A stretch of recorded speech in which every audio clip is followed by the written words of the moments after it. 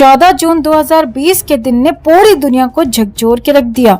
इस दिन एक प्रतिभाशाली एक्टर, अपने दम पर बॉलीवुड में आगे बढ़ रहा सितारा हमेशा हमेशा के लिए अस्त हो गया। अचानक 14 जून की सुबह सुशांत के जाने की खबर आई और सुशांत के जाने के साथ ही बॉलीवुड या कहें कि बॉलीवुड का गंदा नंगा सच भी सामने आ गया।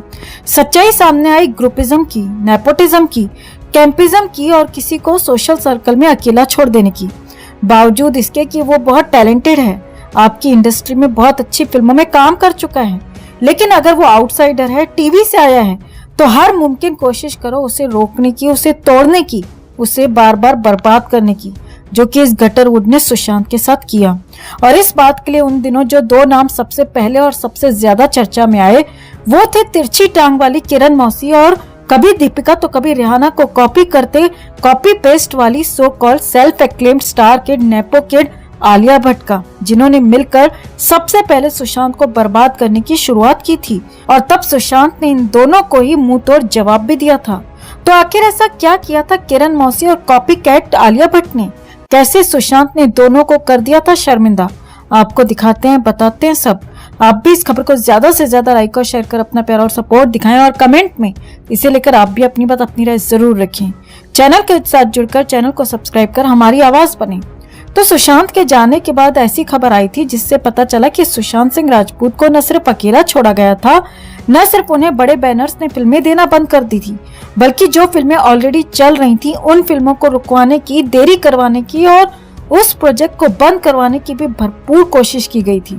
वैसे तो सुशांत को रोकने की कोशिश, उन्हें बर्बाद करने की कोशिश बॉलीवुड के कई गुंडों ने की थी, लेकिन आज हम बात करने वाले हैं कि किस तरह किरण मौसी और उसकी उपज, उसकी चमची आलिया भट्ट ने सुशांत को परेशान करने की शुरुआत की थी। जी हाँ, हम यहाँ राब्ता फिल्म की बात कर रहे हैं। आपको जानकर हैरानी होगी कि इस फिल्म में इनिशियली आलिया भट्ट को सुशांत के अपोजिट कास्ट किया गया था।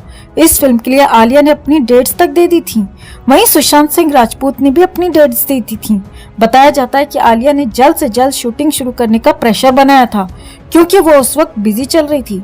यही कारण था कि फिल्म के प्रोड्यूसर और डायरेक्टर बहुत ही ज्यादा प्रेशर में थे, फिल्म को जल्द से जल्द करना चाहते थे। काफी मेहनत से जल्द स्क्रिप्ट को तैयार किया गया ताकि शूटिंग शुरू हो सके, लेकिन जैसे ही शूटिंग का समय आया, आलिया भट्ट तभी इस फिल्म से वॉकआउट कर गई और यही कारण था कि राब्ता फिल्म कुछ टाइम के लिए डिले हो गई थी।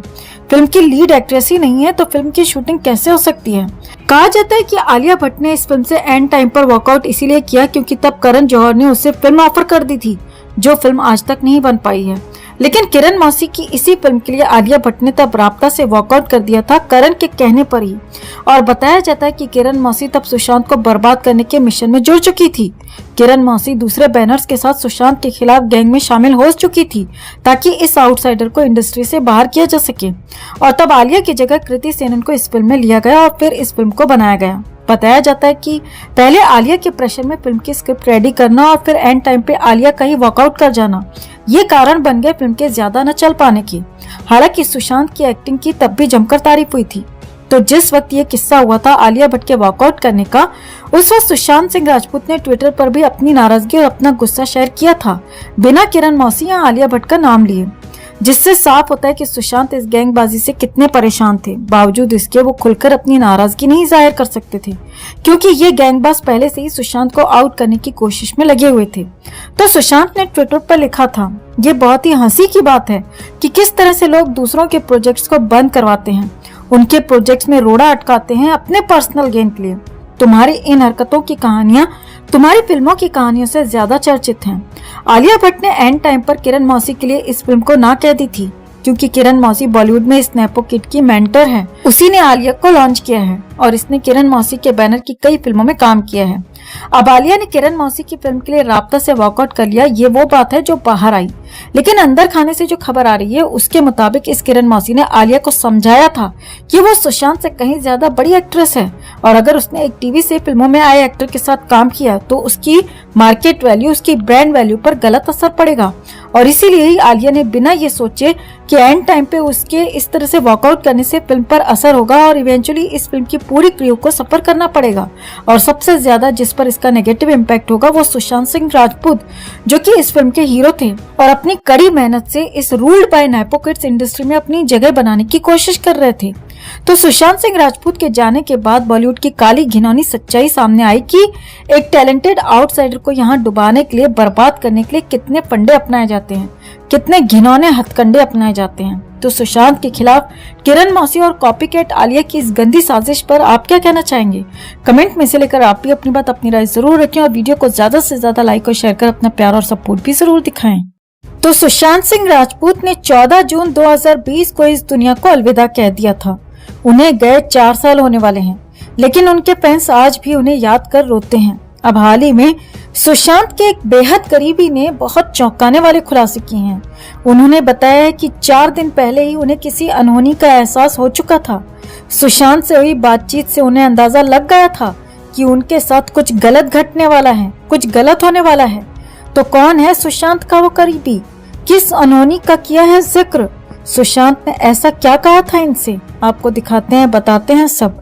आप भी इस खबर को ज्यादा से ज्यादा लाइक और शेयर कर अपना प्यार और सपोर्ट दिखाएं और कमेंट में जस्टिस फॉर सुशांत लिखना ना भूलें। चैनल के साथ जुड़कर चैनल को सब्सक्राइब कर हमारी आवाज बने। तो सुशांत की बहन श्वेता कीर्ति अक्सर उन्हें याद करती रहती हैं और सोशल मीडिया पर उनके लिए पोस्ट भी शेयर करती रहती हैं। अब हाल ही में श्वेता कीर्ति ने बताया कि उन्हें अपने भाई की मौत से 4 दिन पहले ही अनहोनी का एहसास हो गया था। इसके अलावा उन्होंने ये भी बताया है कि आखिर उन्हें क्यों लगता है कि उनके भाई सुशांत का मर्डर हुआ है।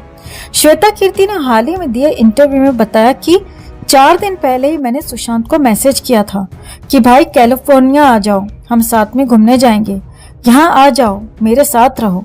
मुझे पता नहीं कैसे, पर पता था कि अगर उसे सुरक्षित रखना है तो अपने आसपास रखना होगा। सुशांत ने मुझसे कहा था कि दीदी बहुत मन कर रहा है आने का, लेकिन उस टाइम कोरोना का वक्त चल रहा था, इसीलिए वो आ नहीं सका।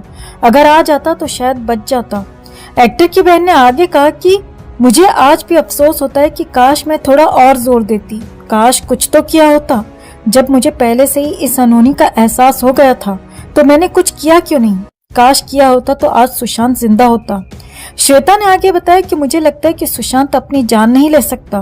पहले लगा ही नहीं था कि मर्डर है। हैरानी तब हुई जब पता चला कि वहाँ कोई सीसीटीवी कैमरा काम नहीं कर रहा था और सुशांत ने जिस बेड से फांसी लगाई वहाँ कोई स्टूल नहीं था। बेड और पंखे के बीच ज्यादा ऊंचाई नहीं थी कि स्टूल की जरूरत पड़े, लेकिन अगर उनके हाथ पंखे तक पहुंच गए होंगे और उन्होंने फांसी लगाई होगी तो बॉडी की ऑटोमेटिक प्रोसेस की तरह पैर बेड पर लग जाने चाहिए थे, क्योंकि जब दम घुटेगा तो पैर बेड पर रखोगे। अगर पैर रखे होते तो जान बच जाती। हम अभी भी समझ नहीं पा रहे कि जान कैसे गई। तो फैंस के साथ साथ परिवार को भी इस बात का पूरा यकीन है कि सुशांत खुद नहीं गए, उन्हें भेजा गया है, बेरहमी से भेजा गया है और हमारी तरह वो भी सुशांत के इंसाफ का इंतजार कर रहे हैं।